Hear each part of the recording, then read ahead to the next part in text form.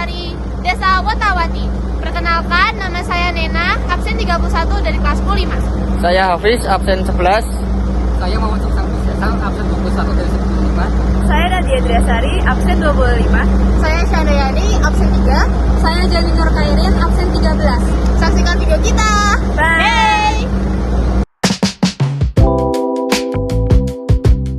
Bagaimana awal mula munculnya nama Desa Wotawati dan apa hubungannya dengan pelarian atau prajurit dari Kerajaan Majapahit? Itu diperkirakan pada tahun 1518 sampai 1527 Masehi. Itu dulu pertama kali di sini itu tinggalnya di gua. Jadi di atas itu ada gua, jadi dulu itu untuk tempat tinggal seorang pelarian. Nah, setelah mereka itu tinggal beberapa saat di gua, sudah lama tinggal di situ, akhirnya mereka itu kehabisan bekal makanan. Jadi mereka itu dari pelarian itu membawa bekal makanan dan juga benih. Itu. Lalu karena mereka kehabisan, akhirnya mereka itu turun ke bawah. Nah, Wotawati itu diambil dari kata jembatannya tadi. Jadi kalau orang Jawa itu dulu namanya jembatan itu wot. Nah, jembatan itu wot. Nah, terus watinya itu yang mau jatuh ke bawah. Jadi Wotawati. Di mana letak benda atau situs peninggalan Majapahit yang paling otentik yang masih bisa kami lihat di desa ini?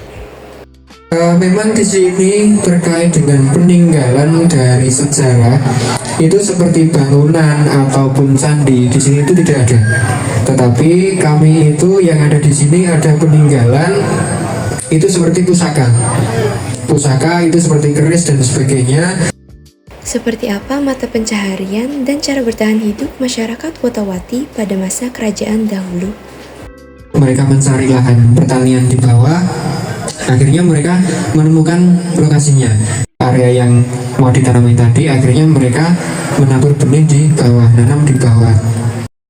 Oke, apa perbedaan yang paling terasa Pak antara aturan adat zaman dulu dengan cara hidup masyarakat desa di zaman sekarang? Kalau yang zaman dulu memang belum tersentuh dengan modernisasi. Ya.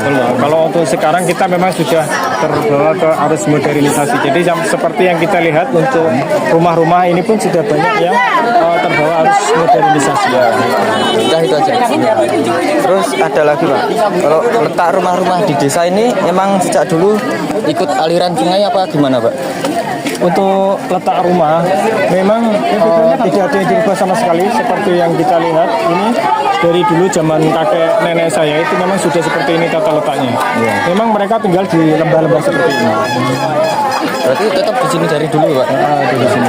Makasih ya Pak. Iya, sama-sama. Tradisi atau upacara adat apa yang sampai sekarang masih rutin dilakukan sebagai bentuk penghormatan kepada leluhur Majapahit? Kami di sini masih melestarikan dari leluhur dahulu. Bagaimana cara Bapak memastikan agar sejarah Majapahit di desa ini tidak hilang di telan zaman dan tetap diketahui generasi muda? Di sini masih ada tempat-tempat yang disakralkan dan sebagainya. Kita juga harus menjaganya di sana. Misalkan kita pas berkunjung tidak boleh melakukan hal-hal yang tidak baik. Ada tumbuhan dan sebagainya di sana, kita harus menjaga seperti itu.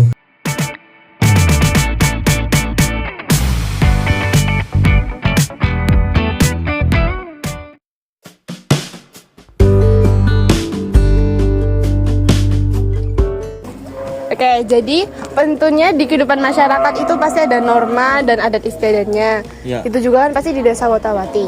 Nah, kira-kira apa saja sih aturan tidak tertulis ataupun tertulis dan ataupun adat istiadat yang paling dijunjung tinggi dan wajib dipatuhi oleh warga di sini? Kalau sini tuh kayak rasulan tuh loh, tahu nggak? Apa tuh Pak? Rasulan tuh adat yang tiap tahun. Tiap tahun adain adat rasulan kumpul warga hari jadi dusun Wotawati itu loh. Oh, oke. Selain itu ada lagi kah?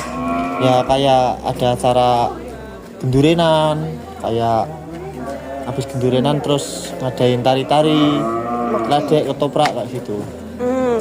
Lalu bagaimana warga di sini tuh mempraktikkan aturan adat tersebut dalam kegiatan sehari-hari mereka?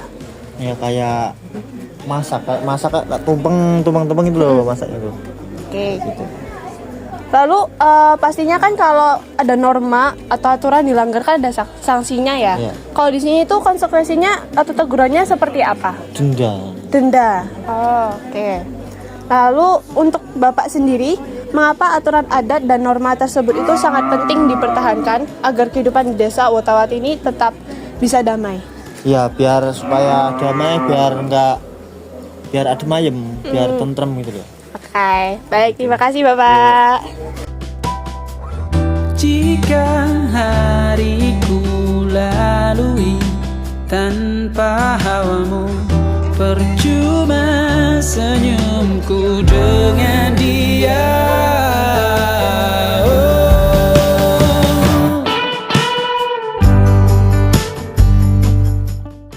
Bagaimana cara masyarakat desa Wotawati memenuhi kebutuhan air sehari-hari, terutama saat musim kemarau? Kebutuhan warga sehari-hari itu dari air hujan. Jadi air hujan itu ada penampungannya. Tetapi misalkan nanti itu pas di musim kemarau itu kan nggak ada hujan. Nah kadang warga itu misalkan pas kehabisan air di sini itu sebenarnya sudah masuk PDAM. Nah kadang kalau kehabisan itu minta yang sudah mempunyai saluran rumah tangga tadi itu. Dan juga alhamdulillah pada tahun 2024 kemarin itu di sini mendapatkan alokasi untuk pengeboran. Itu sudah mendapatkan sumur bor. Tapi kami belum bisa menyalurkan ke rumah-rumah warga. Baru sampai di penampungan. Bagaimana asal-usul terbentuknya wilayah desa Wotawati jika dilihat dari kondisi batuan dan juga tanahnya? Dulunya di Wotawati ini dialiri dengan Sungai Benawan Solo.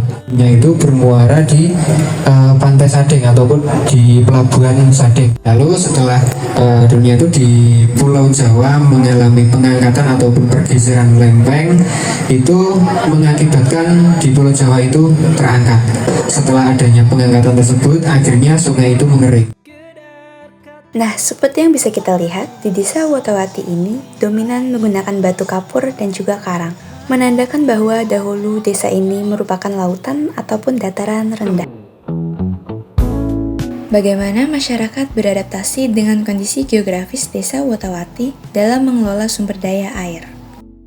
Misalkan pas di musim penghujan pertama, kedua, ketiga, itu biasanya warga itu masih dibuang, belum dimasukkan ke penampungan.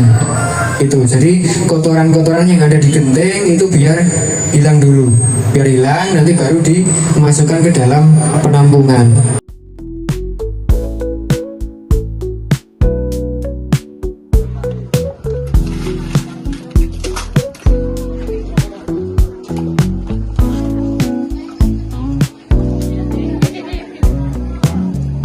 Oke Bu, Bu boleh diceritakan mengenai jenis layanan atau produk yang Ibu tawarkan dalam usaha, misalnya menu makanan gitu, atau minuman?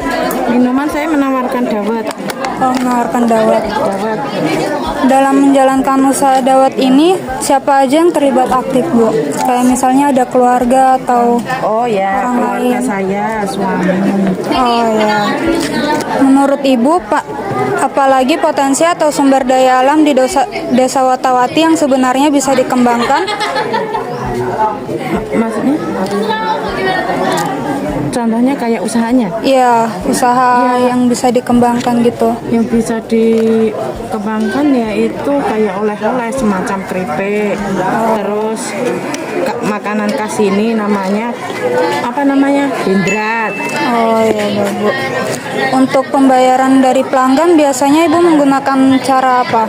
Cash. Oh, cash. Cara cash, tapi tetap harganya masih terjangkau, tidak seperti misal harus dikenakan biaya segini, tidak, tetap harganya terjangkau. Oh baik Bu.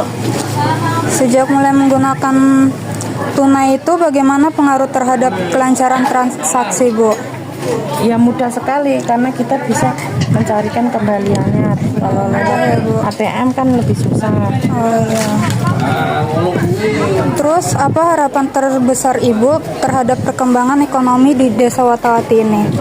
Ya sangat berterima kasih karena sini sudah menjadi desa wisata, bisa mengembangkan perekonomian semakin maju, semoga semakin banyak pengunjung dan perekonomian semakin maju untuk kedepannya. Ya, amin ya Bu. Amin ya. Terima kasih ya. Terima kasih Bu. Ya, sehat selalu.